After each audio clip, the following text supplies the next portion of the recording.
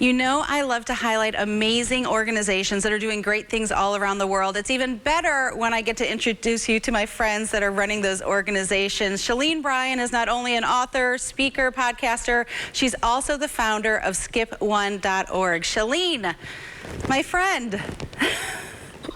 Really? So good to see you. It's so good to see you as well. You know, this is how I've resorted to seeing some of my friends these days, is just have them on the show.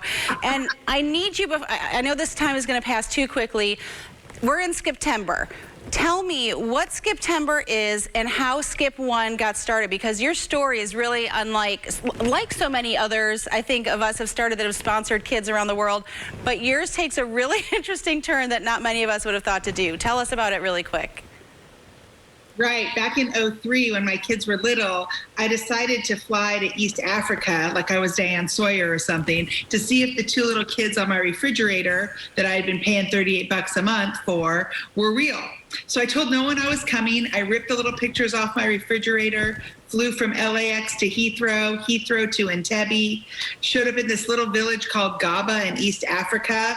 And I was like, hi, I'm from America, and I came to meet my two children, AR212 and GR479. Like, where are these cuties? This gracious woman, she hikes me 2 miles into the back lot of a movie set. It was mud huts the size of my walk-in closet with a bad-looking sheet for a front door. And she said, this is Omega's house. And that's my little girl on my refrigerator. Mm-hmm. And as I went inside, Sami, I'm not even joking, this little girl darts at me. She goes, Mzungu, which means white, okay? But I didn't know that. And as I was holding her like I would my little daughter, Brooke, I'm thinking she's real. And then my eye catches the Christmas card photo of our family embedded in her mud wall. I lost it. I'm like, honey, I'll get you anything because I have an American Express card, you know? Like, I'll get you anything. Do they take that in the village? This big right. She goes, I love a bed.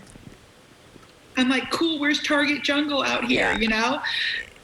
I got to take her and Alanis and buy them beds, sheets, a mosquito net, a blanket, and a pair of shoes for $20. Yeah, it's incredible. Really, and I know you talk about it more in Love, Skip, Jump. I mean, it's just, I love how you were just so unabashedly, you know, unashamed of just like, you were even saying you did like 17 things wrong that you shouldn't do when traveling. Like you went off on your own, you just did this. But it's just saying yes. And you make a comment in the book about so many of the greatest stories in the Bible just started by saying yes to God. And this one yes not only changed your lives, but changed so many lives. What is Skiptember all about? How can we join you in this crusade? Yeah, so Skiptember, we're skipping the big gala that you bring all these, you know, rich and famous people to that it's $100,000. We skipped it, and instead we're doing Skiptember, where you skip on the day you were born, not the month. So my birthday is November 20th. But September 20th is my skip day, and I'll skip a latte, a lunch, a pack of gum. A little girl skipped her tooth fairy money. The amounts are relevant.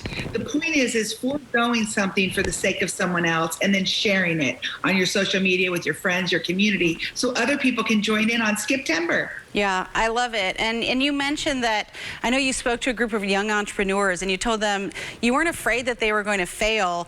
You were afraid that they were going to succeed at something not worthwhile or not valuable. I think this is such a tangible way when so many of us feel helpless for, you know, making an impact around the world. This is such a tangible way to help. What other advice would you have for people that are really struggling right now with feeling like I'm in that top 1% in the world, or maybe I don't have much that I can do? What is something else that people can do to really feel like they're connected with the people that need their help? You know, I've never met a generous person that was broke. So I think he is no fool who gives what he cannot keep to gain what he cannot lose. The only thing we can actually take with us is what we put into others. And the true gift belongs to the giver. We all can skip a latte, a lunch, a pack of gum, mow your own grass one day, wash your own car, do something, just little, that little app on your phone. Just, I'm going to skip it $1.99. I'm going to donate that instead to skip1.org. Our promise is we give away 100% of all public donations. No one's on payroll here. And we're building kitchens and putting in wells at orphanages and schools here in America and around the world so people can eat. I love it. They don't need a vaccine. They just need to eat. Yes, I love it. Shelene, we're going to send everyone to skip1.org. That's skip1.org. We hope you'll skip something on your birthday this month in September so that we can give to someone else. Always a pleasure to see you, my friend. You too, my friend. Thank you. You're welcome. Bye. Before I go, I need you to know to listen to your body. Our world has witnessed a lot of loss and stress recently. Here in Tennessee, we've seen deadly flooding and then experienced Hurricane Ida just weeks later. Even if you weren't directly impacted by these events, chances are you know someone who was. I'll speak from experience that I often underestimate the physical and emotional toll of these cumulative events. I power through or suck it up because I believe what I'm going through is not as bad as what's happening to others. But my attempt to put others before myself often leads to a neglect of my own health that actually prevents me from caring for the people I love in the way I would want. Case in point, during a recent trip to Vanderbilt Children's Hospital for a follow-up appointment for my daughter, I found myself in the ER.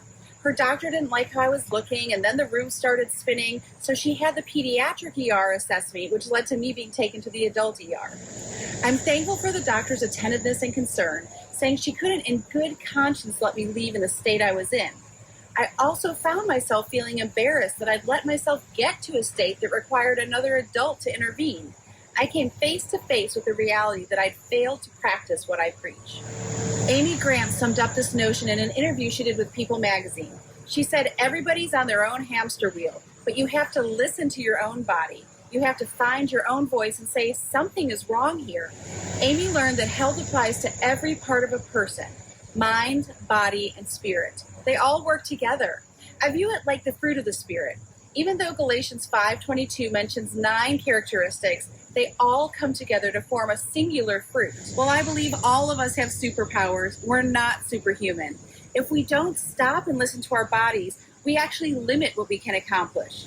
So if you take one thing away from me today, please take the time to stop and listen to what your body is trying to tell you.